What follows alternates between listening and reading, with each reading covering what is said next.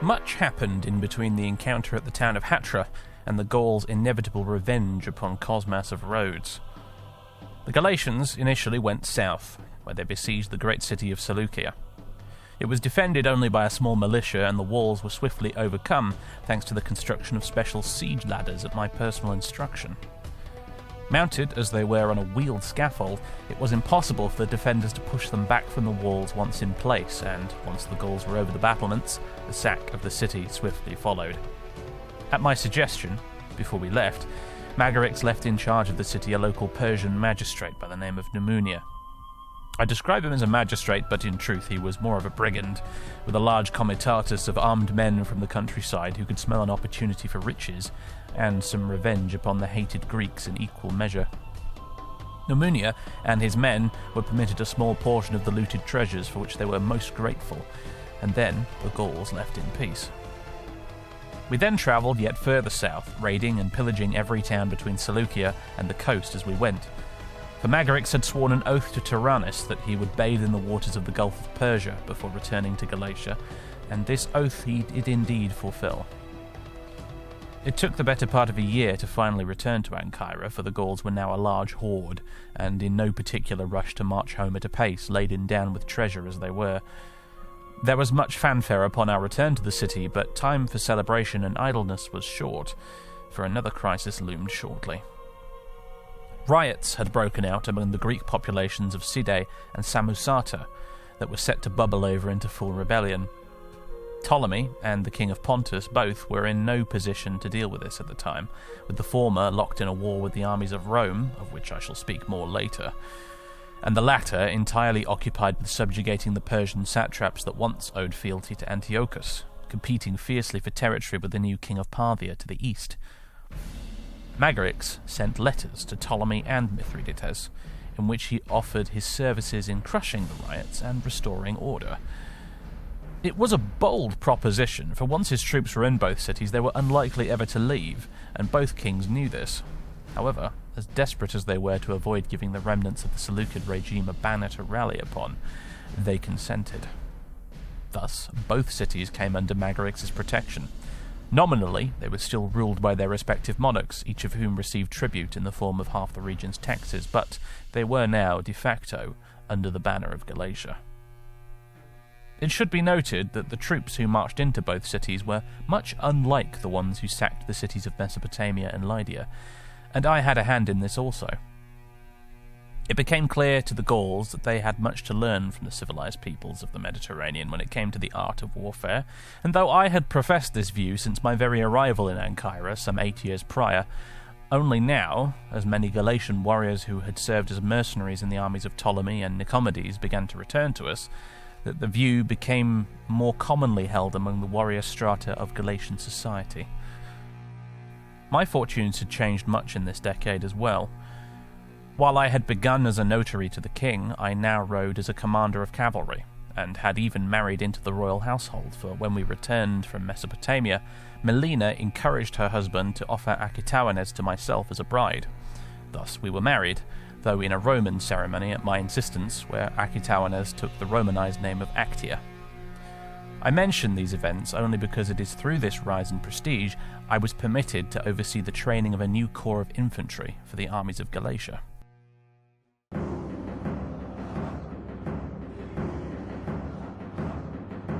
I began with 1,000 men, proven warriors of the campaign to the east, and drilled them to fight together as a shield wall, in a manner not unlike that of the Greek hoplites.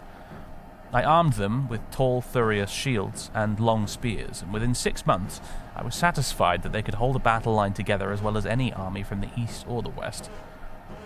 It is well that I succeeded in this endeavour, for peace among the Gauls rarely lasts long, and King Magarix had not forgotten the insult paid to him by the Archon of Rhodes in the sands outside Hatra, and very soon he would have his vengeance. Ladies and gentlemen, boys and girls, welcome back once again to Let's Play Rome 2 Total War. It's the Galatia campaign, and boy do I have an update for you folks.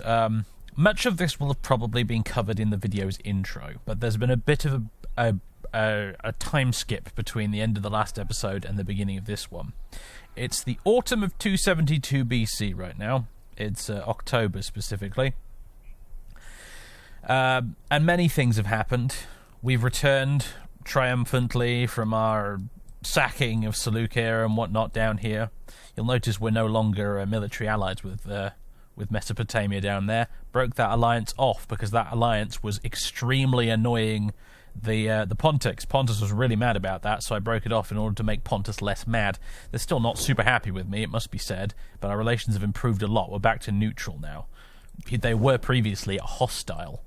And Pontus is just... I'm still basically of the opinion that Pontus is a problem I don't want to deal with if I can help it. Our destiny lies to the west in this campaign, I believe, and not to the east. That's kind of my overall feelings on the subject. So I'm trying to keep Pontus happy. And so far we're kind of placating them a bit. It's alright, it's not too bad. Things are going well. Exciting things to share, though. We have C-Day. Melina, bless her, she did a successful diplomatic mission, and we finally got C-Day off the Ptolemies. That's great news. We also, entirely by accident, I sent a diplomatic envoy pretty much just to try and improve relations with the Pontics, and through sheer dumb luck, they gave us Samosata as well. Yeah, that's pretty nuts. We just, yeah, they just gave us that. Fascinating. Still trying to figure out how I'm going to spin that one in the narrative, but hey, I wasn't expecting it, but there it is. It does mean that the border gore is a bit less border gore-ish, although it's still, like, it's deceptive. It looks like our provinces are joined up, but in reality they're kind of not, because there's no land route to get from Tarsos to Samosata. We can go, I don't think even we can go... we might be able to get from Edessa to Samosata through those woods up there, I'm not sure, but we still have to walk through Ptolemy town here. We have to walk past Antioch every time we want to get from here to here, basically. So, yeah, it's sort of... The border gore is less bad. It's still, in reality, though, very inconvenient. Is what it is, though. I'm not going to keep spamming the diplomatic envoy thing to try and get Antioch off the Ptolemies, because I think it's a bit. I can't imagine the Ptolemies giving up Antioch. It's such an important city in this part of the world. I just can't believe they'd give it to us for free for any reason I can even begin to think of. So I'm not going to try and do that.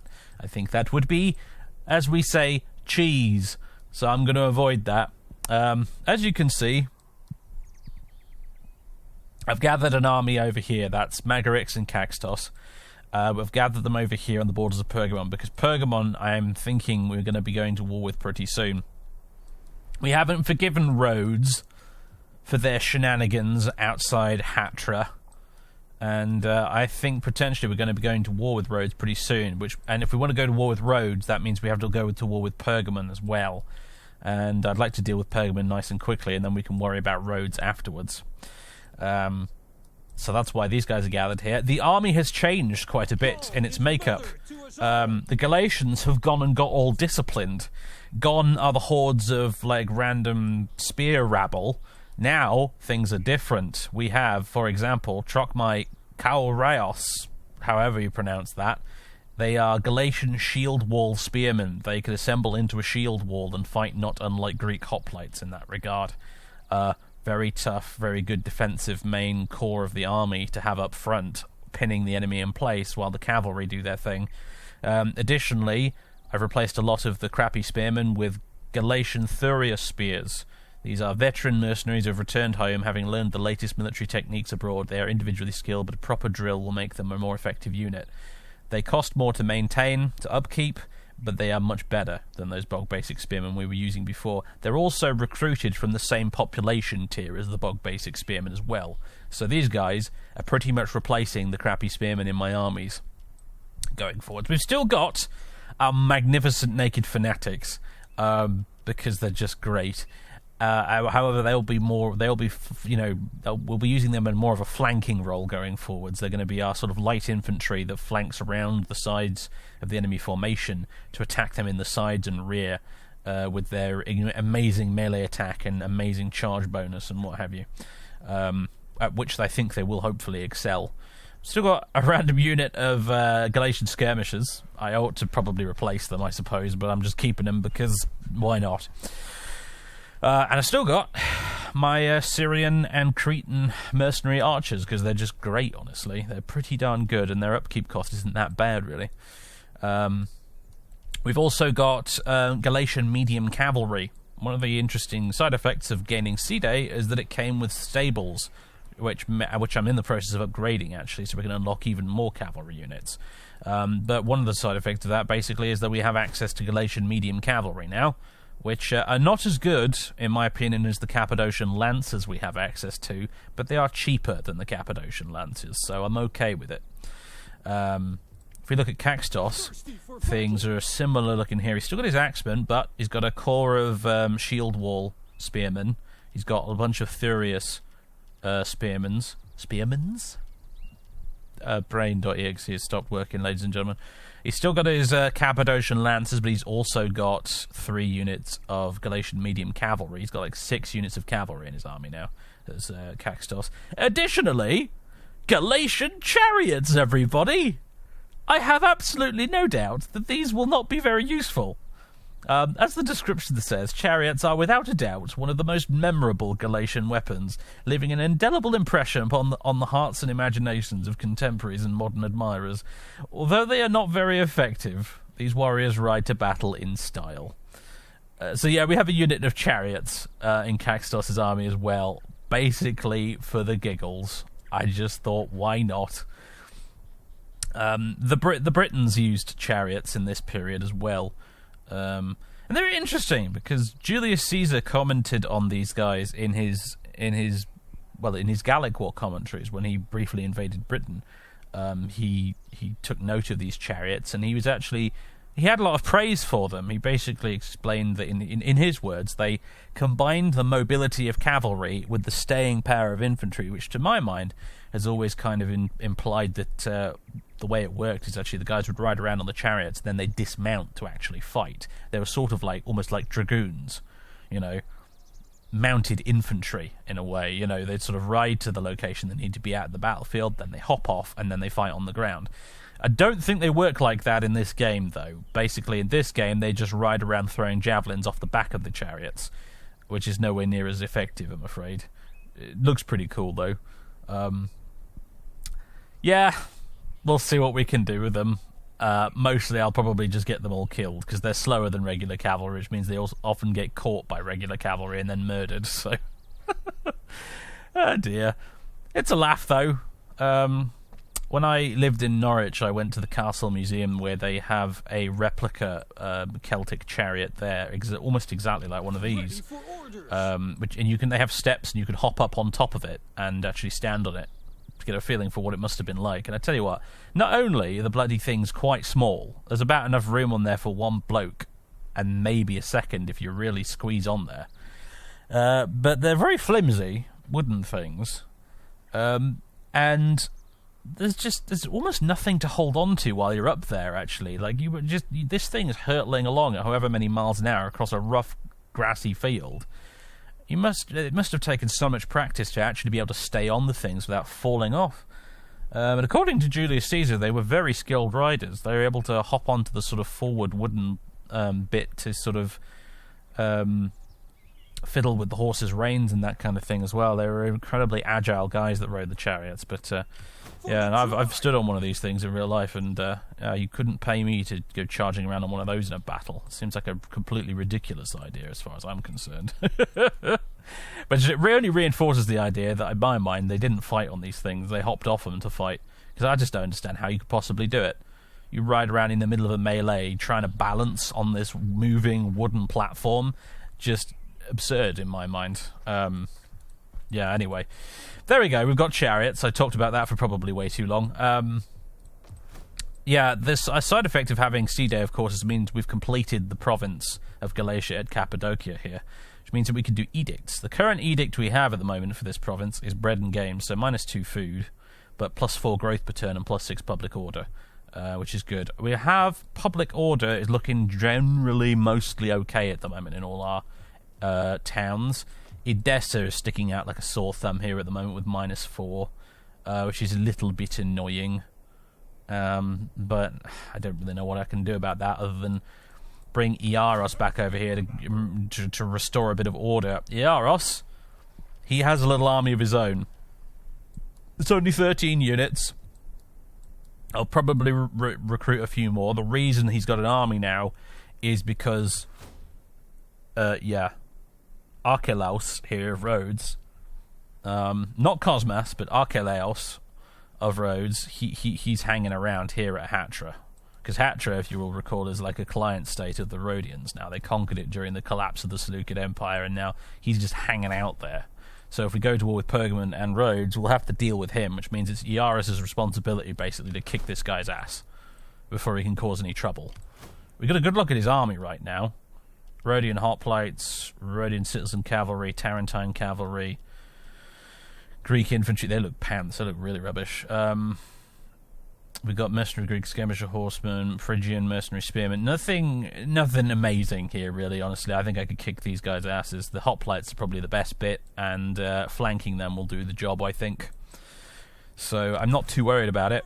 But he's only got 13 units in his army, mostly for upkeep reasons at the moment. However, once he gets to Edessa, I'll probably recruit some AOR units to bulk it out a bit. Some cheap, Syrian units and stuff, like the Babylonian hoplites, that kind of thing, to pad his army out a little bit. Because I think if we pad it out a little bit, he'll be more than capable of defeating Archelaus here, and then probably taking Hatra as well. Now, you may wonder, why am I going after Rhodes when I've got an angry Pontus next door? And actually the reason is because angry Pontus doesn't like Rhodes. Angry Pontus is pretty pissed with Rhodes. They're particularly pissed with Rhodes' client kingdom of Araba. They really hate Araba. Pontus is at war with a lot of people right now. Arsacia, Parthia, who apparently by the sounds of the pop-up messages I've been getting, because they've reformed into the kingdom of Parthia now, they've been expanding quite a bit. They're at war with Atropatkin, they're at war with Bactria, Moria, which is the Indian faction all the way down here. They're all with a lot of people right now, Pontus. I'm banking on the fact that they're also at war with Mesopotamia, by the way, as well, which is part of the reason why I had to break off that alliance I had with them. But yeah, they're all with a lot of people at the minute, and I'm counting on the fact that they're far too distracted at the moment to think about attacking us. And we do still have a non-aggression pact with them, which they are upholding so far. They are rated as reliable, so I expect them to continue to hopefully do so. What else has been going on? Some pirates spawned down here somewhere. I think they're in the fog of war at the minute, but there's a pirate fleet going around as a consequence of us getting Sea Day, which had a port, which is nice on the whole, though, because it means we can do sea trade now. We're getting quite a bit of money from it. It's also meant that as a consequence of sea trade, we've actually established contact with a lot of factions around the Mediterranean, one of which is of particular interest. It's Rome. And Rome have kind of exploded. I'm a little bit shocked, but this is where the immersion gets a little bit smashed to pieces, everybody, because it's 272 BC, and by this time in real life, Rome was still kind of just about unified, I think, the Italian peninsula, and they were just sort of poking into Sicily a bit. However, in our campaign, and at this point I'm starting to think, guys, just forget about the in-game date. Just sort of fudge it in your head and pretend that this is all taking place as a slightly indeterminate date for the sake of artistic license. Because Rome has pretty much... Yeah, they've conquered Carthage. Carthage isn't dead yet. They are at war with Carthage. But, I mean, it looks like they've more or less pretty much trashed Carthage, because they've taken Carthage itself, all of this territory here in Africa. Carthage, what's left of it, is probably based over here in Spain and whatnot. So Rome is on the warpath. They are at war right now with Pergamon, Athens, the Ptolemies, Carthage, and the Kidri, whoever they are. I'm not sure where they are. They might be down here in Africa somewhere. But, yeah, Rome big. Rome big, Rome angry. They don't like us very much, mostly because we're such good friends with the Ptolemies, and they hate the Ptolemies. So, yeah, they don't like us at all. They really don't like us at all. Yeah, a confrontation with Rome will be forthcoming at some point in the future, I'm quite sure. There's their army, Legio 7 Augusta, right here. with their Polybian reforms units as well. Look, they've got late Principes right there. Melee attack 12, melee defense 17, charge bonus 19, weapon damage 26, armor 37, base morale 65. Ugh, fighting that's going to be fun. I'm very proud of our new reformed Galatian army, but it ain't quite as good as that, I gotta say. Flippin' heck. Anyway, yeah, Rome is just... Macedon has pretty much disintegrated at this point. It's been conquered by a combination of Rome and... Oh, it'll pop up about Pella. And the Ardii, who were an Illyrian faction over here, who are not allied with Rome, but they are good chums with Rome. They are friendly. And they're making their way all the way down here to besiege Athens at the moment. So yeah, the Greek peninsula is a hot mess. Everything has just completely collapsed. Sparta still exists down here, but for how long, I don't know. But yes, Macedon has been conquered by the Romans and the Illyrians, and Athens is about to go the same way, as it turns out. Yeah, Greece is just disintegrating. It's amazing. They're getting the Seleucid treatment right now, pretty much. I'm trying to think, what else is there to mention? Parthia formed a kingdom, didn't they? Macedon's been destroyed. We got Cide. We're no longer at war with Cyrenaica over here because it's been conquered by the Ptolemies. We've got the Cilician pirates hanging around down here somewhere in the fog of war. Oh yes, one other thing. The most important update of all. Magarix has a beard now. I'm sure you'll all agree that this is by far the most important news that I have to share with you all. Magarix has finally grown some proper, honest Gallic facial hair, which makes me immensely happy. So that's good. That's very nice. We'll look at the little politics screen as well, actually, by the way. The Trochmai have grown in influence quite a bit. They're still not as big as the Talista Bogi, but they've grown quite a bit in influence since we last... caught up with everybody. They're doing all right for themselves. Caxtos's guys are, they've profited very much from the wars, and they're doing well. I'm still trying to increase my influence further at the moment, so we can get all the way to Beloved, but it's very tricky. We're just clawing ahead at the moment, and I can't... it's difficult to gain any ground in terms of influence here, any further ground, without pissing off the other factions at the moment, which I'm trying not to do. Small things to note, Iaros has gotten married to Melissa, so we've got another person in our faction generating gravitas for us, which is helpful. Magarix has a lot of kids now. Gabrinos, of course, died, as we know. Dawilos is the heir. He's 3 years old. But we've also got Satiolos, also 3 years old. Ika, 2 years old.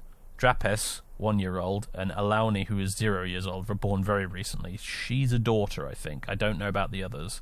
Ika might be a daughter as well. You can't tell. There's no way to tell. It doesn't tell you what sex the child is when you mouse over them. It's very weird. They all have the exact same portrait. But yes, anyway, he has an indeterminate number of children right now, as it turns out. Guy's been busy, as it happens. Oh, she's impoverished. That's interesting. Melissa here. Weirdly enough, though, that's not really a negative trait. You get +1 cunning and zeal for it. Fascinating. She comes from an impoverished background, I guess, because it says education and upbringing. So yeah, she grew up impoverished, as it turns out. Fascinating. Very interesting. Well, ladies and gentlemen, that's the roundup of everything that's been happening lately.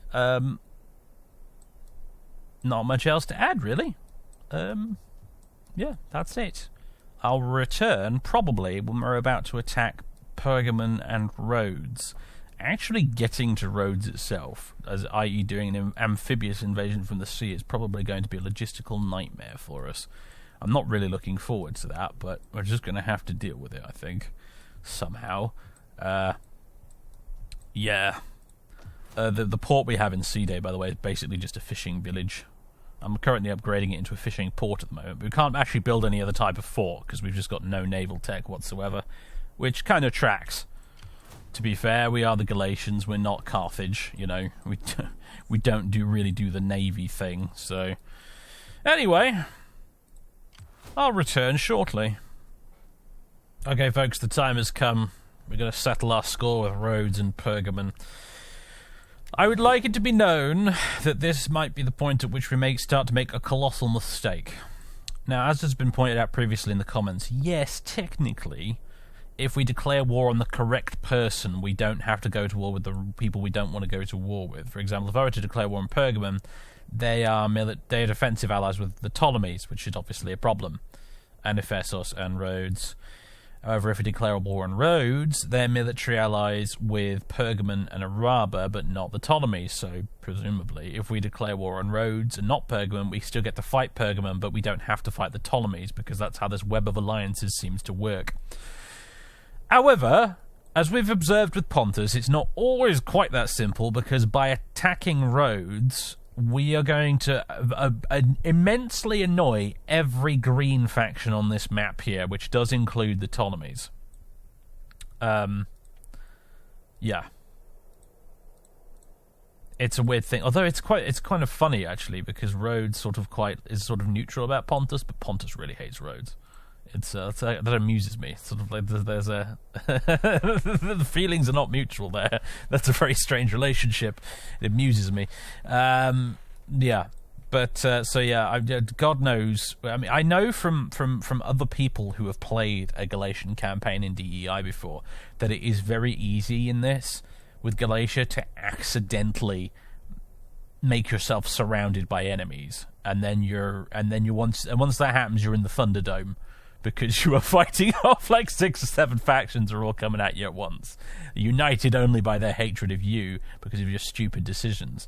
So far in the campaign, we've managed to avoid that scenario from day one. But this could be where it all changes, it has to be said. So, yeah, let it be known. I'm not totally convinced this is a great idea, but it's what we're going to do regardless. So, yeah. Let's do this. Greetings, friend. Greetings. Yeah, greetings, friend. Yeah. Fine olives, sure. Or agreeable talk. I won't call Meshan to help. Meshan, as far as I'm concerned, we're not really allies. Actually, I'd break off relations with them if I could be bothered. So I won't call them in. It'd be silly to call them in. We're not formally allies, and as far as the narrative goes, really, as far as I'm concerned, they're just the people we left in charge of Meshan when we left the place. So, yeah, their allies are Pergamon and Araba. Let's do this. Pergamon has refused to join their side. Will laugh as we slit your throats like tethered goats. That is actually weirdly inconvenient. I can see why Pergamon didn't want to. They've got other stuff on their plate, I guess, but...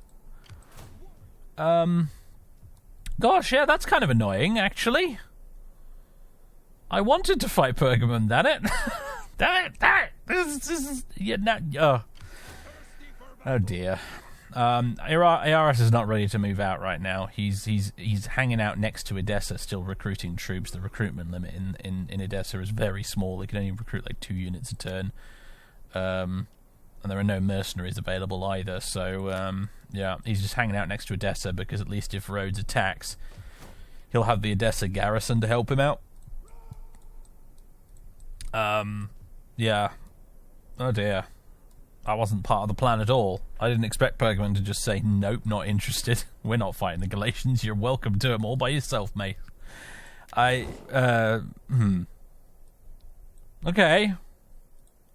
Well, sure. I guess. Could attack Ephesus as well, I suppose. Declare war on them and all. They're allied with Pergamon. You want to start a fight with Ephesus while we're at it? Where does Ephesus even have an army? If they have an army, it must be elsewhere, because, like, I don't see it anywhere. There's 2 Pergamon stacks. There's this one here and this one here. Damn, the whole point of this was to attack Pergamon, in my head, really. I mean, narratively, we want to crush Rhodes because of their insult at Hatra. But, I mean, to be fair, Pergamon kind of insulted us as well by marching around with their army in our territory back then as well. We kind of got an axe to grind with both of them. How annoying. Ephesus, let me just... Greetings, my friend. You have my ear for your speech. Pergamon really doesn't Start want to fight saving us. your money, That is but you kind will of need much hilarious, coin. I've got to say. They are terrified of the Galatians. They, under no circumstances do they want to fight us. That is incredible. They're at war with Rhodes. They're defensive allies with the Ptolemies. They are labouring under the apprehension that we will not attack them directly because of their alliance with the Ptolemies. And they would be correct in that assumption, I must admit. I've been played, son. The Pergamese have played me. I called my bluff, and I can't do it. I actually, yeah, it's not going to happen. So I guess we need to move you guys around here, and we'll take Ephesos. And then from Ephesos, we'll sail over to Rhodes, I hope, without getting sunk halfway there. That's the trouble.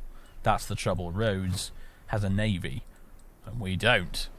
And if a proper navy intercept an army of transports on the ocean, the transports get wrecked. They'll all get sunk. So the logistics of actually managing to attack Rhodes successfully are tricky. I don't quite know how I'm going to do it exactly. Problem is, even if I wanted to sort of abandon my rule of no naval stuff, and here's the thing, admittedly, actually, we can't do area of recruitment naval units, unfortunately, which is what I was really hoping we could do. But you do get mercenary naval units, so we could hire a bunch of mercenary Greek-style naval units with triremes and whatnot, if we really were desperate. That might be what we have to do. I might have to raise a fleet with one of these guys and get Hipparchos to... I mean, he'd be sailing along in his weird little Gallic longship, but his fleet would consist pretty much entirely of mercenary Greek triremes and stuff, which might be enough to actually allow us to attack Rhodes, potentially. Or at least defend the... defend the transport fleet as well. And we could get some supply ships as well that way, which would prevent the transported armies from taking attrition damage while at sea, because that's something that will happen by default otherwise. So that might be something to think about. But anyway, as it turns out, we're at war with Ephesos now, and Rhodes, and by proxy as well, obviously, Hatra. And I wish one of these armies was over here right now, because this is probably where the more important battle's going to be fought, as it turns out. Whoop-de-doo. Never mind. Alright folks, it's the following turn. It's January of 271 BC. And, yeah, the weight of my miscalculation is being felt. Thapsacos was taken during the end turn by Rhodes, and I've discovered that their army over here is twice as big as I thought it was. The Archon, Cosmas, is here with a 20-stack army, accompanied by the other guy. What was his name? Archelaus. Oh boy. Yeah, Iaros here is heavily outnumbered. This is extremely bad. I think what we need to do is Magarix needs to start making his way this way over to the east at breakneck pace as far as he can. There is no forced march option in DEI, unlike the vanilla games, so it's going to take him a few turns to get over there, but it's got to happen. Meanwhile, Caxtos is going to be given the singular honour of taking Ephesos all by himself, which hopefully shouldn't prove too difficult.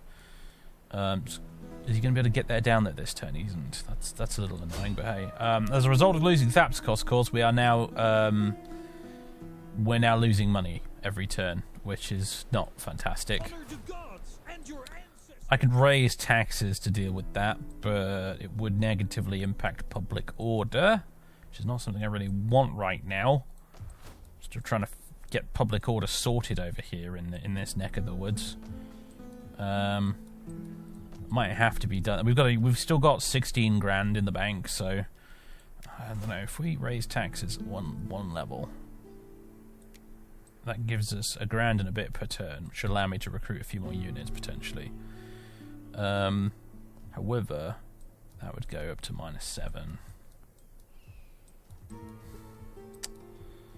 You know what? We'll have to do it. We'll just have to hike taxes a little bit for now. And public order, hopefully we can avert a disaster with that. In fact, I kind of can if I just use political actions to sort that out. If it becomes necessary, I can use political actions. We can do organised games to stop any kind of actual rebellion from taking place, hopefully. Alright, next turn. Hopefully, Caxtos will take Ephesos, get that done. That'll give us a port in the Adriatic, or is it the Aegean? It's the Aegean, isn't it? The Adriatic's over here. I always get those two mixed up. I'll give us a port in the Aegean. Have to admit, still kind of wondering if Ephesos has an army, and if it does, where is it?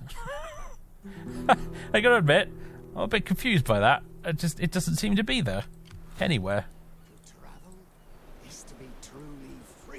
I just don't see it anywhere. Click this to try and get a better view. There's a Pergamese army down there, but that's it. Weird. Right, Mr. Spy, you need to go all the way over here. Actually, you know what? I don't think you do, because our Imperium level went up recently. Oh, I think we were at Imperium level 3, but now we've gone back down to Imperium level 2 as a result of losing this. So I was about to say we can recruit a new spy over here. Turns out, actually, no, we can't, because our Imperium level has slipped down. That's a little frustrating. Never mind. So yeah, you are going to have to just move all the way over there. It'll take a while. What was her name? Wenedotia, our war maiden, actually. She's been accompanying Magrix's army for donkey's years. But actually, I've had her over here in Greece doing a bit of exploring, trying to discover new factions and get a sense of what's going on over here. Just thought I'd mention that, actually. She's just on her amazing travels around Greece at the moment, just scouting for us, essentially. I had to use her instead of a spy because Preto was busy spying on someone else at the time, and I couldn't recruit another spy because I didn't have high enough Imperium at the time, so I just had to use her. That's why she's over there. But yes, it's thanks to her that I found out about Rome being over here, you see. Anyway, alright, I'll be back probably when we attack Ephesos with Caxtos, I imagine. Or if Rhodes marches over here, in which case poor Iaros is going to be fighting an absolutely desperate battle, outnumbered 2-1, which he'll probably lose, but we'll fight it out anyway, if it does happen. I mean, there's a part of me that's tempted to just withdraw him. Really? So that he doesn't have to go down with the ship, as it were, when it comes to Edessa. That might be the smart play here, actually, rather than lose an army. Move him out of here. We could at least... How far could we move him and still be able to provide reinforcement to the town if it came to it? You know what? No, just move into Ptolemaic territory. Move here into Syria, into Ptolemy Syria, near Antioch.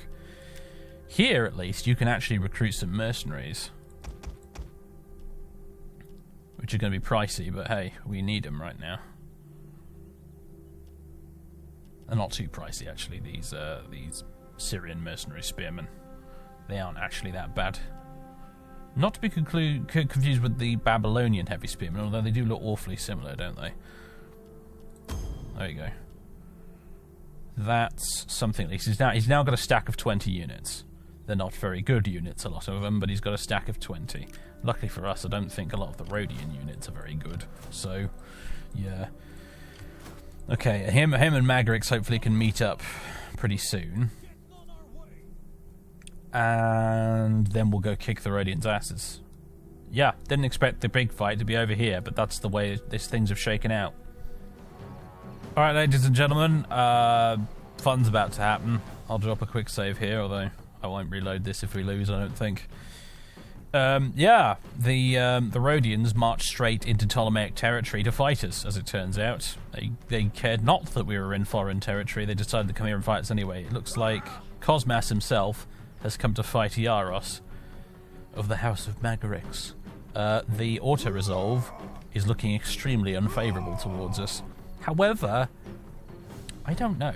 I don't know. Sometimes the auto-resolve is scarily accurate in that regard, but I don't know. I look at these two armies, and aside from the fact that we have these Syrian and Babylonian spearmen that are not amazing, the rest of our army is pretty decent. And their army, I mean, they've got a lot of hoplites, but Tarantine cavalry, eh. These little skirmishy dudes, eh. More skirmishy dudes. I don't know. I think if we're smart, it won't be an easy victory, I don't think. But if we're smart, I reckon we can maybe pull a victory out of the bag here. I know I've cursed you by saying that, but yeah, Russ, once again, my friend, you've been thrust into a position of death or glory. Well, folks, the tribe is ready for war. Here we stand, or here we fall. This is probably going to be a battle to remember, I hope. So, our battle line looks like this. It's a mixed one. In the middle, in the centre, is our rock-solid Galatian shield wall infantry. These guys are going to form the core of our centre of our line, and hopefully we'll be able to hold reasonably well. As you can probably agree, they all look pretty darn cool. They've got the big, long shields, the Thurius shields, I think they might be those ones. They've got big, long spears. They're in their shield wall formation. They're ready to kick some ass. Flanking them either side, I've got 2 units of Thurius Galatian infantry. So these are our new and improved basic Galatian foot soldiers, essentially, that have adopted the sort of the Greek local methods of fighting. They're more disciplined and more well drilled than the old guys we used to use. And then on the flanks, we've got the mercenaries, who are probably going to be the weak link in the chain here. Honestly, these guys I'm not very impressed with. They look kind of like hoplites. They're sort of equipped almost like the Babylonian hoplites, but they don't fight like hoplites, which is the real problem. These guys are just kind of a rabble of spearmen, a bit like our guys, but nowhere near as talented is the problem. But here they are, nevertheless. Yeah.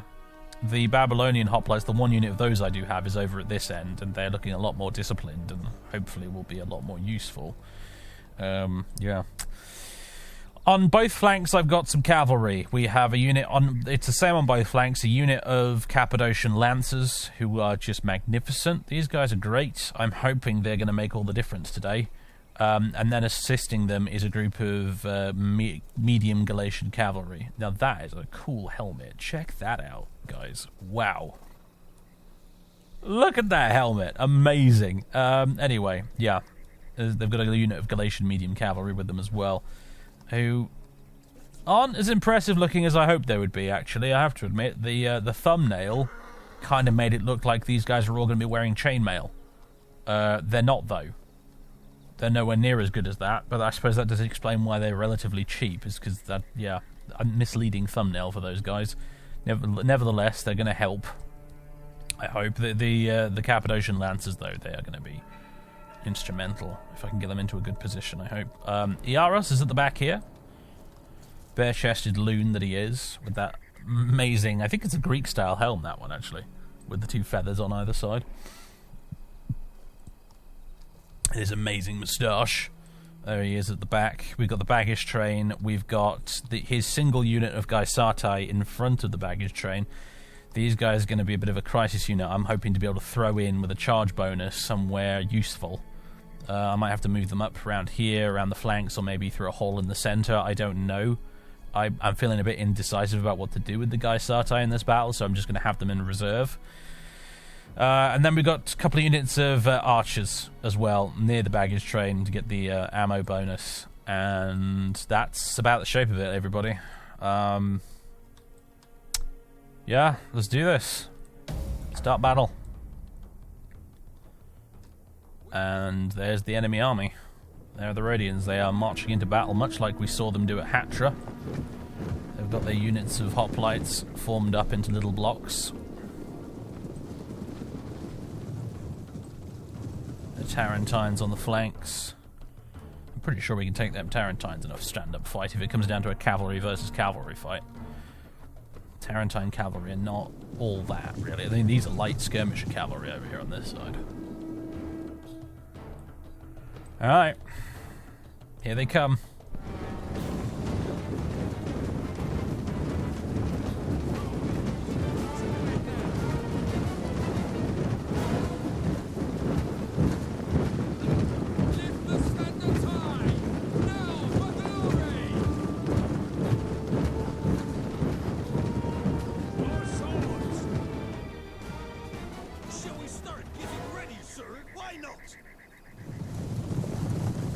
Alright, the enemy's marching up towards us. I'm moving the cavalry out here onto the flanks, ready to try and get around the enemy. But it's beginning, everybody. Oh god, that was a bad time to click outside the window. Oh god. They're sending up some skirmishes, it looks like. The hoplites are moving up. They're on their way, everybody. Order! Our hidden units have been discovered. I didn't realize we had hidden units, but okay. I believe javelins are getting chucked, or is it... Are you guys slingers? Yeah, I think they're slingers. Returning fire, though. Looks like the archers are shooting back. That's good. Orders, my lord. We are at your command. Archers! Move them forward just a little bit. Okay, looks like their light missile cavalry are moving. Let's see if we can catch them. Yeah, they're attacking the mercenaries on the flanks. Come on, guys, catch them, catch them. Slaughter those little buggers. Oh, you're catching them ever so slowly. Now you're careering straight into the hoplites. No, abort, abort, abort. Go after those slingers instead. Meanwhile, on this flank, there's the Tarentines. There's a lot of javelin chucking at the moment. One of our units has used all its ammunition.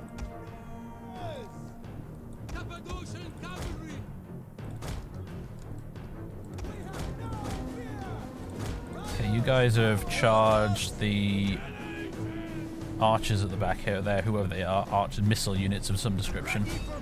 Charge. Charge, charge, let's get this going.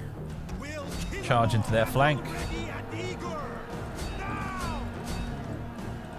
You guys are spearmen, you should be able to fight those off, honestly.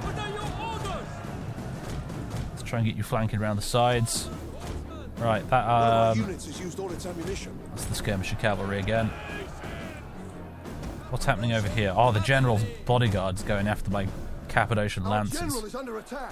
Don't need that, thank you. Oh, you're fighting my general. Okay, well, I've got a bunch of Gaisate here who can join in that little fight.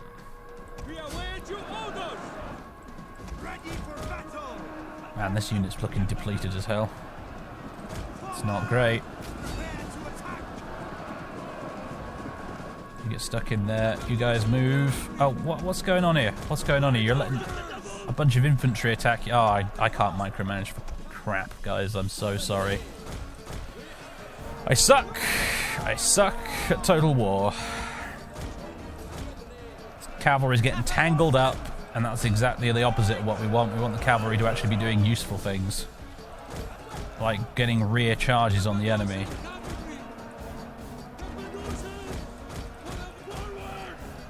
But it looks like my cavalry is, yeah, getting repeatedly tangled. Alright, our spearmen are fighting their hoplites.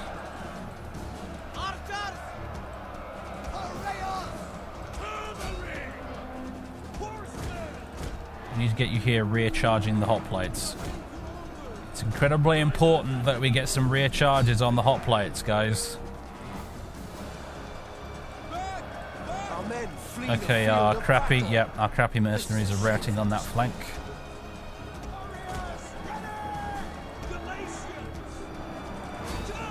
Okay, they're wavering. Go into the back of them. These archers and whatnot, these slingers or whatever, are an annoying problem. I don't know how to deal with them right now, though.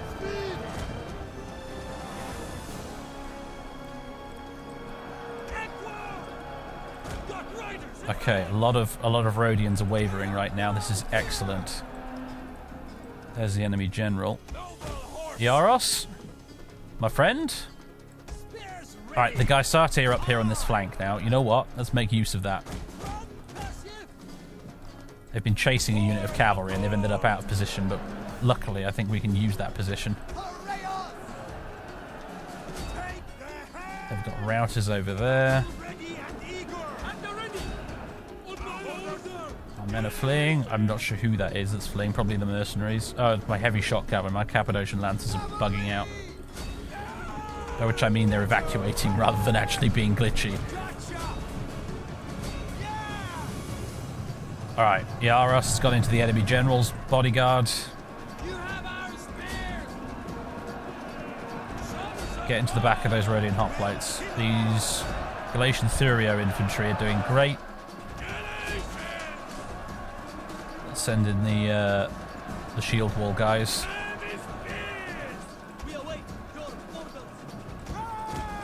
Bring these cavalry out. Looks like the enemy general is routing.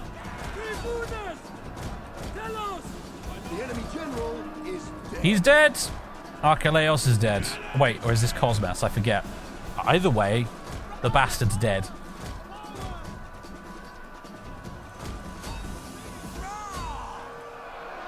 One of our units has used all its ammunition. Gaisate getting stuck in. They didn't get their charge bonus, but looks like they're not needing it.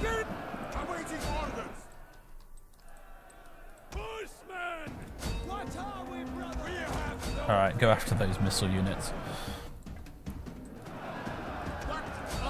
And you guys charge into the back of them.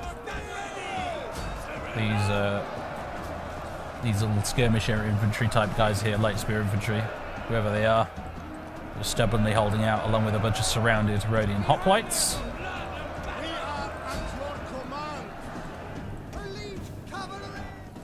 Okay. Still got a unit of those that stupid skirmisher cavalry still making my life a misery over there.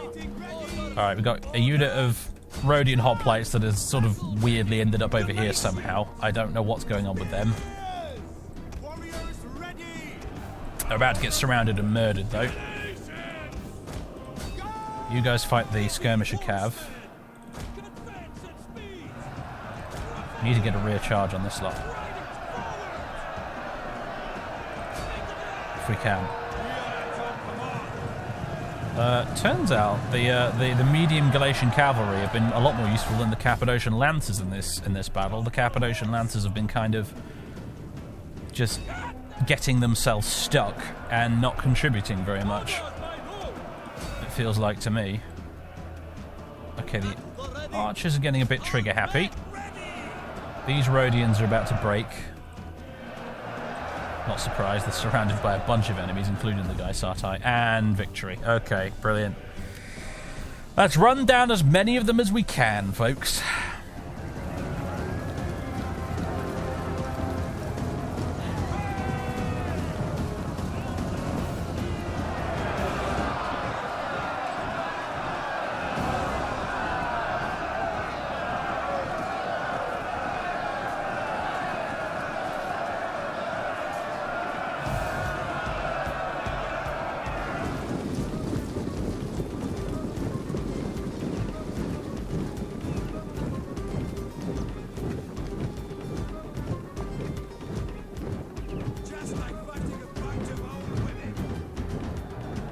There we go, 845 losses, which under the circumstances I think is not bad at all. The Cappadocians were a bit useless as it turned out. I think they were, because they were more of a threat, perhaps the enemy decided to focus on them more, tangling them up in melee and stuff, so I couldn't use them very well. But I mean, look how well the others did though. 445 kills for one of the units of medium Galatian cavalry. Pretty good. The shield wall spearmen didn't kill an awful lot, but that actually wasn't really their job. They did superbly. They took very minimal casualties, and they held the center of our line like absolute champions. Which doesn't surprise me. Man for man, they outfight these Rhodian hoplites. They just don't have as good armor. Yeah, so good for them. Well done. This unit of furious Galatian infantry got really nailed by enemy missiles, unfortunately, so they're down to about 50%, but aside from that, not too bad. Some of our mercenaries were a bit useless, as we expected they would be. I think they I mean, you look at them, there's like 1, 2, 3, 4 units of them here, all with virtually no casualties, and yet they broke and ran anyway. What were you going to expect, though, I suppose, eh? Anyway, I don't remember who it was we were fighting, but he's dead, whoever it was. Yaros' bodyguard killed him. We shall enslave them, gain some wealth, and because we now are able to do the sell slaves edict back in Ankara, I have no problem with gaining slaves and boosting our economy massively with it.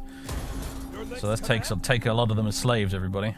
Alright, that's one Rhodian army largely dealt with. There are some survivors, which I think we might try and finish off, actually, as soon as is convenient. But, okay.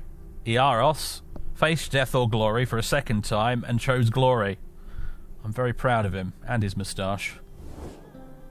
Hey, folks. Just having a look at the diplomatic overview. Pontus, back in the green. Still neutral overall, but neutral positive at the moment. They're very, very pleased that we're at war with Araba right now. they're very, very chuffed about that, which is great. I've noticed that Bithynia hasn't decided they hate us anymore, at least not yet, which is good. Pergamon doesn't hate us.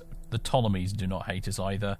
They condemn war with Rhodes and war with Ephesos, but not a huge amount. So, yeah, it's our relationship with the Ptolemies is still looking relatively healthy at the moment. They're not an opponent I'd like to take on right now. I won't rule it out in the future. You know, pillaging Egypt could be fun, but right now it's not really something I need to deal with. Obviously, Ephesos, Rhodes, and Araba hate us, but that was to be expected after all. Rome still doesn't like us at all either. Yeah, diplomatically, not much has changed yet, but give it time. Right, we're now going to take Ephesos with old Caxtos here. There we go. That's interesting. Oh, they've got ship reinforcements. I see. They've got a garrison fleet and they've got Poseidon's Chosen here, which is skewing the auto resolve quite noticeably against us. Yeah, this is an interesting one. The auto resolve once again really seems to think that we are boned here. It seems to think we are massively mega screwed, but I kind of beg to differ, honestly. I hope those aren't my famous last words, but folks, I'll give you one more battle this episode, and it's going to be this one. This is very odd to me. Alright, ladies and gentlemen, we are ready to rumble once again. Our formation is similar to last time, actually. You'll note that we have got over here the Thurios infantry on the left flank and the right flank, although no crappy mercenaries this time. No, sir. We have 3 units of shield wall infantry in the centre, holding our middle, which is where they need to be, I think. Behind them, I've got the chariots. Check them out. We got some chariots. They're here because I could not think of what on earth else to do with them, frankly. So they're just going to sit here and they're going to chuck their javelins over the shield wall, is my plan, really. They're in range of the baggage train. Remember to activate their ability this time to actually give them an ammo bonus.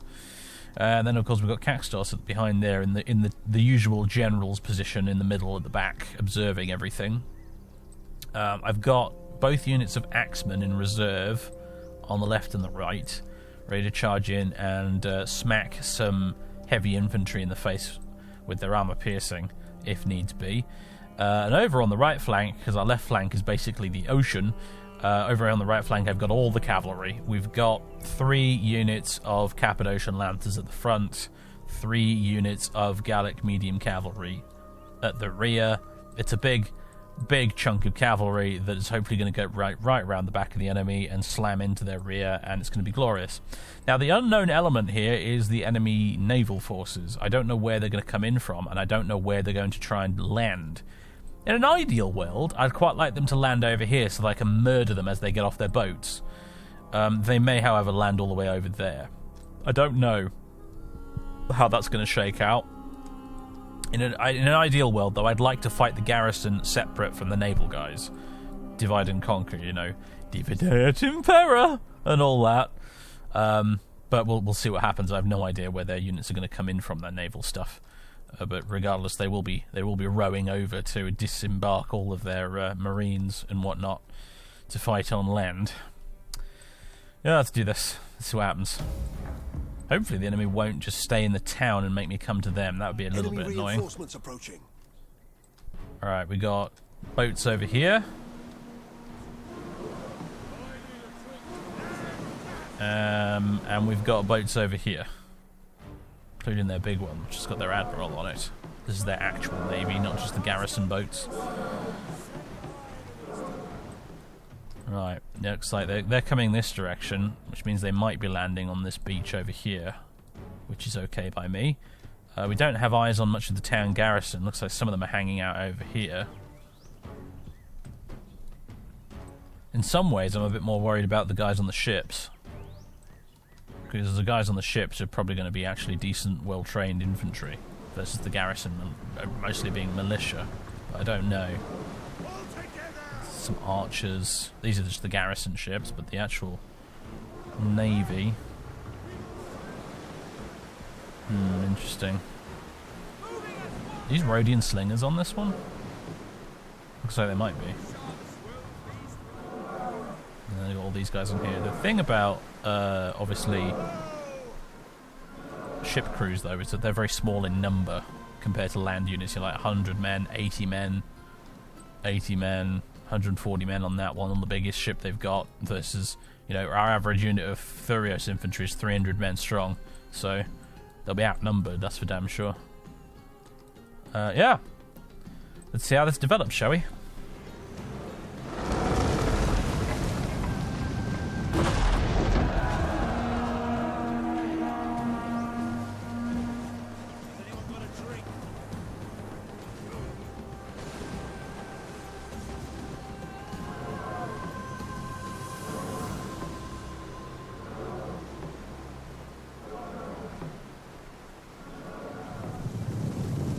Alright folks, the enemy's landing on the beach. I'm sending up the cavalry to see if we can charge them in the face on the beaches. This could be quite epic. I hope it works out the way I want it to. Go boys. Go, go, go. There ain't any horses getting off those boats. Alright, they're already chucking either arrows or darts at us, I'm not sure which.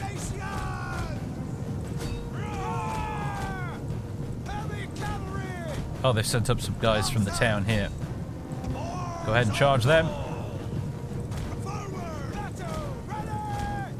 Alright.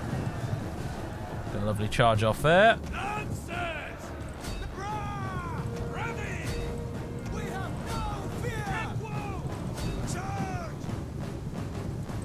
Oh, here we go. Cavalry charge incoming. In the cabbage patch. Beautiful. Okay. Alright, Lancers come back out again.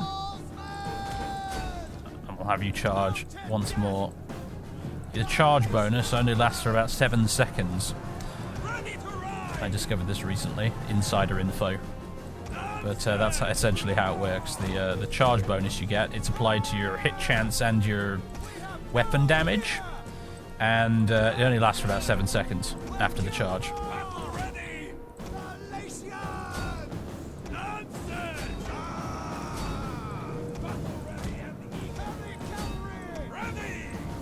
It's a bit like playing Bretonia in Total Warhammer. This actually, I must admit. Lads of Bretonia, etc. Although I have to be honest with you, my Knights of Bretonia in Total Warhammer aren't nearly as effective as these guys are right now. Gallic warriors! Nonsense! The enemy general is... Oh, that's a good start. I think that might be the enemy admiral just totaled there by a cavalryman. An enterprising young horseman somewhere has made a right mess of the enemy admiral. Battle ready and eager! Heavy horsemen! Let's pull back. Galatian! Splat. Oh, Caxtos' cavalry are doing what Caxtos' cavalry do.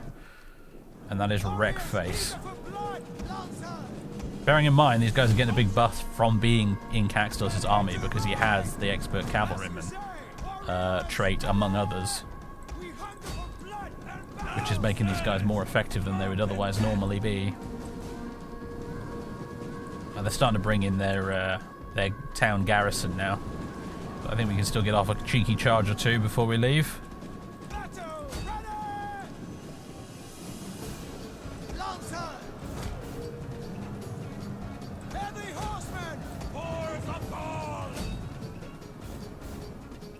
Ooh, I wonder if you guys can just go straight into those slingers right there. Oh boy, yeah, it's a lot of missiles coming your way right now. Let's get you out of there, shall we?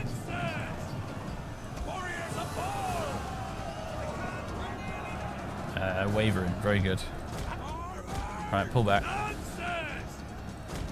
All the cavalry. You've done some amazing work today. We may call upon you again later. But for now, it's time to leave. As the rest of the enemy army comes running in this direction. Oh, we poked the hornet's nest, didn't we? Oh, yes. Oh, man.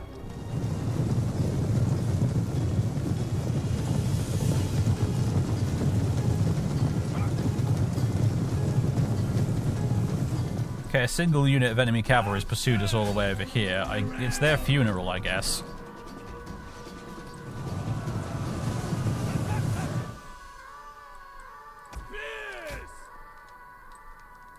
Yeah, these, what are these guys? Just regular Greek cavalry. Yeah, enjoy getting murdered, you fools. I believe the Galatian cavalry, the medium Galatian cavalry, they do get a small bonus against other cavalry. A bit like the general's bodyguard does. Spearmen ready for battle. So, what's this ability they got there? Throw javelin light. Oh, it's basically area attack, but with your missile stuff. That's a nice little ability that gets added by DEI. I think it's DEI that adds it. Allows you to fire your missiles at a certain spot on the ground rather than specifically at an enemy unit. Let's send up these guys up. Axes behind them. Move up the shield wall. See if you guys can get over here so that your left flank is secured by those buildings. Actually, that'd be a really good idea. You guys move up as well. Cavalry seem to have... Yes, they've routed what's left of the Greek cavalry. Let's bring you down around that way. Could do with the rest of those guys, honestly, but... Never mind. No time for that. You guys are running at the minute. They're not actually in shield wall formation at the moment, but if we can get them up there, I'll put them in shield wall mode momentarily. Right, let's see if we can get these guys surrounded.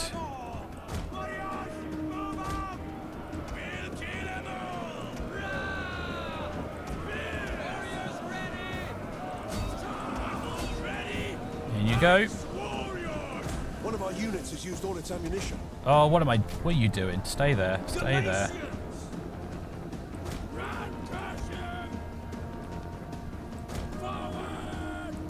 Shield wall.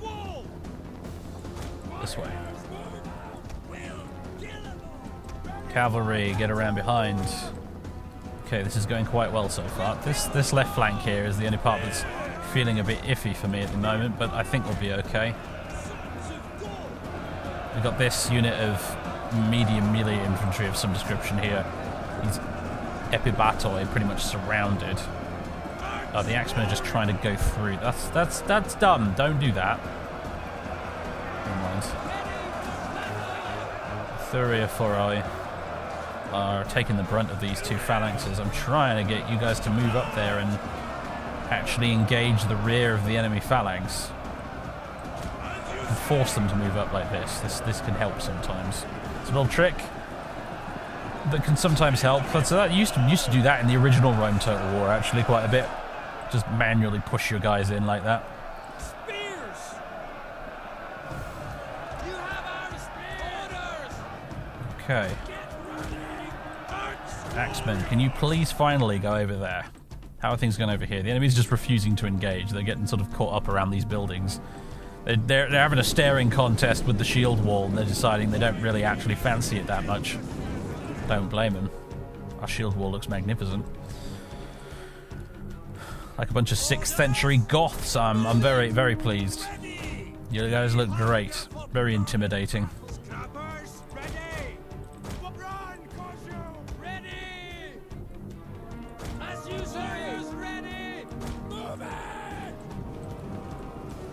It's kind of like a hoplite phalanx, but not. I love it. Right, you guys go around the beach and get around behind them there. You guys are just being useless right there. You're being completely useless. Go around that way as well. Right, Axemen charging to the side of them. One of our units has used all its ammunition. I'll give him something to think about. Bunch of Axemen in the flank.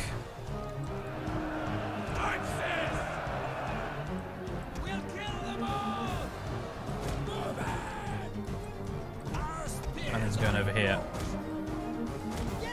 Some slight pathfinding issues, I see. Alright, the cavalry are more or less in position. Let's move you over here, actually. Gonna close the trap pretty soon.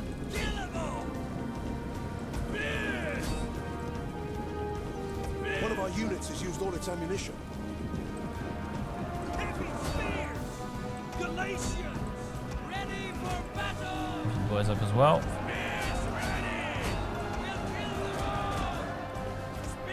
Alright, these Galatian Thurifferoi here, they're holding the line magnificently. They're up against a phalanx right now, which is never a nice thing to have to deal with. It's not a good place to be. Stuck in with a phalanx, but is what it is. We'll watch the charioteers move in to provide some fire support. Here we go on the chariots. They're pretty cool. I mean, they're a bit useless, but they're cool.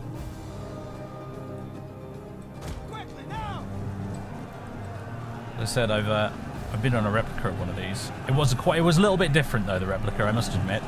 It was a bit more of a it was a slightly more solid construction. It was like solid planks for the bottom of it, for example. But largely pretty much the same. You got a wheel and you got these side bits on here. And honestly, I could have sworn the one in the museum was a bit smaller than this, or possibly the wheels were bigger. I'm not sure which. But yeah, pretty much like this. And yeah, you're just clinging onto the reins for dear life, basically. Okay, yeah, they are chucking their javelins in at the backs of the Greeks, which is good.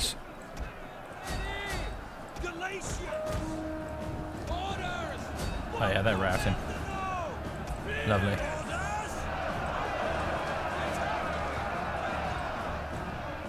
How things going over here? There's a mess over here, that's what that is. Galatians! Horsemen! Heavy horsemen! Battle ready!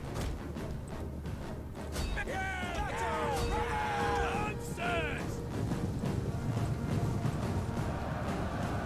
comes the rearward cavalry charge! Although they are forming up some spearmen at the back there.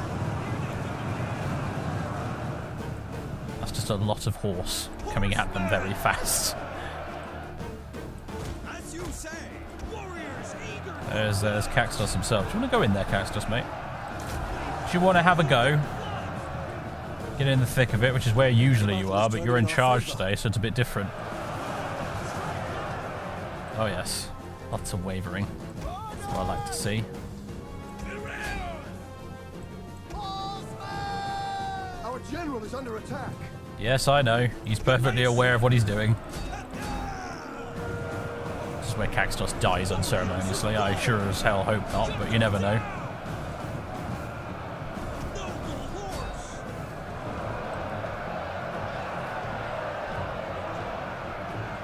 These stubborn phalanxes, man.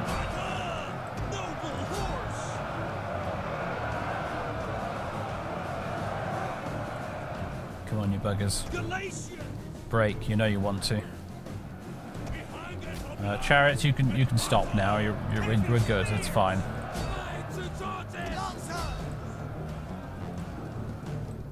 The enemy's just absolutely shattered. There they go. That's it. It's a settlement battle, so there's no real point in running them down unless it's just for cinematic purposes. So, yeah, I think we'll call that done. You know what I've been forgetting to do? I've been forgetting to save these damn replays.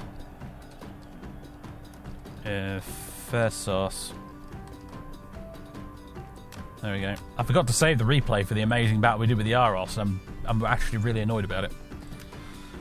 Never mind. Oh god, it's this glitch. Great. Yeah, oh, this happens sometimes. The entire user interface just shits the bed, I'm afraid. I'm going to have to save the game and restart it in order to fix this, I'm afraid. So, yeah, lovely. And we're back. Unfortunately, I tried to record a bit there after we completed the battle to show the casualty statistics and stuff like that. I tried to, emphasis on tried to, but it didn't record properly. Probably related to the UI just dying. So never mind. Anyway, we've taken Ephesus, as you can see. I did elect to loot it, as we traditionally do as the Galatians. Got ourselves 25 grand out of the bargain, which is not bad. Obviously, the population is super unhappy. Who could blame them, really? However, it's time to repair all of the crap here and then swap it out eventually in the fullness of time for whatever Galatian equivalents of all these buildings are. The barracks there, I don't know if I necessarily want that, actually. I might bulldoze that and put something else instead. But there is the Tomb of Mausolus, the great mausoleum of Halicarnassus itself. This is a wonder. This is unique to this region, and it has a bunch of benefits for our faction. I kind of forgot it was here, to tell you the truth, in Ephesus, but we've got it now. It's ours, and we get minus 10% construction costs for all regions, all over the map, our entire empire.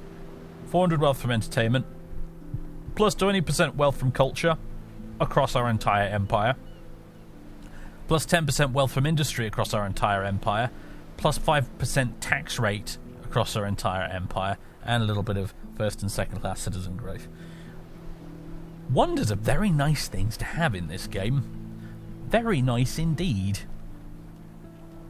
Quite happy about that, must say. This abysmal public order is going to be an interesting thing to fix. What does it break down as? Cultural differences is huge. Buildings unrest, devastation, taxes -7, slaves -4, provincial instability -1 per turn, it's about 12 at the minute. Military presence is -50. Oh, that's not helping. Yeah, get out of the town, you idiot. So I've been playing a lot of Age of Justinian lately for Attila, and in that mod for Attila, it works completely the opposite way around. Putting an army in a town raises public order instead of lowering it. So that happens sometimes. I get my wires crossed. So that helps a bit. Yeah. And then next turn it will go down to -6 instead of -46. So that's okay. I mean, -6 is manageable at least, you know. So once we get all this fixed up, it'll be good. The devastation will go away once everything's repaired, for one thing. But there we go. There's a Festus added to our empire. The green blob is growing, everybody. We're getting larger and larger. It's great. I'm going to keep Caxtos here in this part of the world to react to any counter-attacks from Rhodes, although right now they pretty much just have an admiral with a fleet there, and they have no army on Rhodes itself. And here's a bit of background blurb about Rhodes itself. It's got the Colossus of Rhodes, obviously, which is another wonder. And the Colossus does in fact appear on the battle map when you attack the town, which is pretty sweet. We might see that later. In fact, probably will. As soon as I figure out exactly how we're going to attack Rhodes from the sea, that's going to be interesting.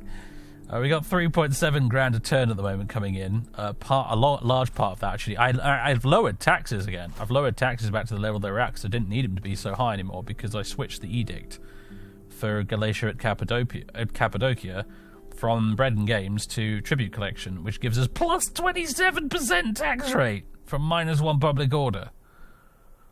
Crazy. Earning a huge chunk of money now. Empire maintenance is steadily going up, so we'll have to work on curbing that a bit. Because if you let Empire maintenance get out of control, it can absolutely destroy your income. So we need to keep an eye on that, but so far so good. Alright, so there we go. We've kicked the Rhodians' asses here. We've taken Ephesos in one fell swoop.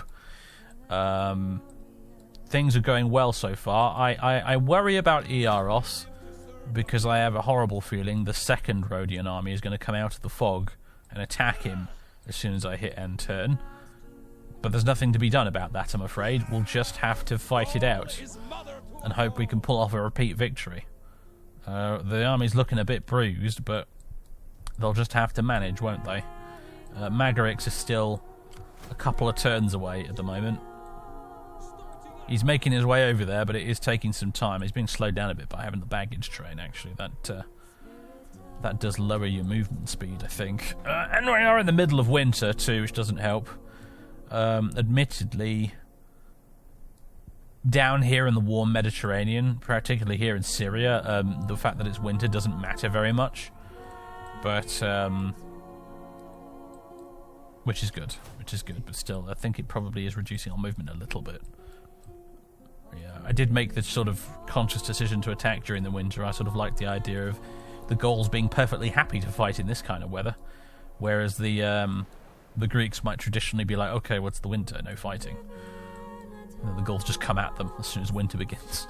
I thought that might be kind of a cool way to do things, although it seems to have made no bloody difference. We've already lost Thapsacos after all.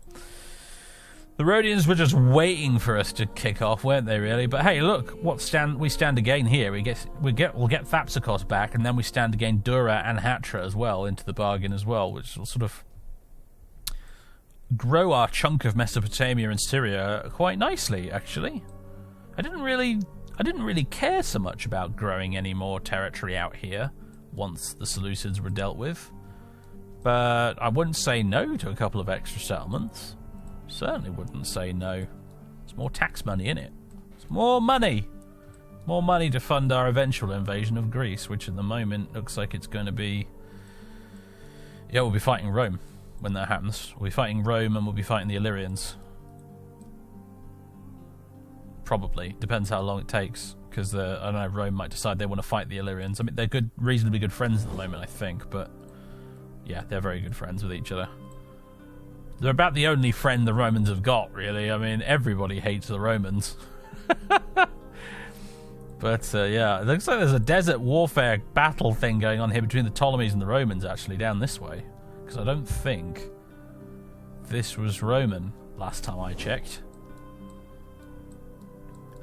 I think the Romans have taken Alguila here and they're marching eastwards towards Egypt. Ugh, scary. Scary. Rome is scary. They are friggin' scary. Their armies are just monstrous. And they do tend to expand a lot in DEI, apparently, because they do get a slight bonus to their auto-resolve versus a lot of the other factions. So they are the big red blob that is slowly coming to get you in most campaigns. Watch over this traveler. Son, where's my mead? Where's my mead? Yeah, we'll have to deal with the big red blob eventually. It'll be a cataclysmic war. I don't know how it's going to go. But it's. I'll level with you, folks. This campaign is probably going to end with the sack of Rome by the Galatians. I mean, if I have my way, that's kind of my long-term plan here. We're going to sack Rome. I think that's sort of, if you've done that, you've completed the ultimate Gallic achievement, and you can basically call it a day after that point. So that's kind of a goal here, really. We can eventually get all the way to Italy and pillage Rome, and I'm sure it'll be delightful if it ever happens. Goodness knows. I mean, I don't really know what to expect going forward. We're doing really well at the moment, but you never know. The Romans could just absolutely destroy us once we end up finally fighting them. Their baseline troops are so much better than ours. At least they are for now, anyway. That'll change potentially one day. If we can get to Imperium level 4 and we can do our Galatian reforms, which would give us access to a couple of really interesting units. One of them being, I think, Galatian Thoracitai, which are like heavily armored, incredibly good, like Greek-style heavy infantry. And the other unit is Galatian Legionaries, which is a unit that historically did actually exist, although in a completely different context. But it is essentially Galatian Gauls equipped and fighting like Roman legionaries, and they have amazing stats. They have worse defense than the average Roman legionary, but they have much better attack than the average Roman legionary to make up for it. And they are monstrous. They're really good, but we have to get Imperium level 4 in order to be able to unlock those reforms and have Lentulus start training Galatian legionaries, which is definitely something I want to do, but it's going to take a while. Yeah. Yeah, we needed Imperium level 4 and turn 90 in order to do that. I don't know, what turn is it now? We're on turn 85 now, so turn 90 restriction won't be a problem. The difficult part is going to be squeaking into Imperium level 4. But once we do that, and you'll notice as we gain Imperium, we start to get debuffs. Particularly to diplomacy, public order penalties as well, political action costs go up. The more you... This is here basically to try and prevent the player from snowballing quite so much as you would in vanilla. Excuse me, my dinner's fighting back, apparently. I was trying my best not to burp straight into the mic there. It took some effort. Right. Enough blabbing. Yeah. But yeah, in an ideal world, when it comes to when we have to knuckle down to it and actually fight Rome, I would like to have some Galatian legionaries of my own to take on the Roman legionaries, in which case I'll be feeling quite confident. If we can't get that, though, by the time we fight Rome, I'll be a lot less confident. Still be a good challenge, though, I'm sure. Anyway, ladies and gentlemen, that's going to conclude it for this episode. It's probably been quite a long one. We did chuck in 2 battles, along with a lot of campaign developments. Yeah, hope you enjoyed. I'll catch you next time. Give us a like and a sub if you haven't already by this point. I'd much appreciate it. And, yeah. I'll see you next time, everybody. Toodaloo.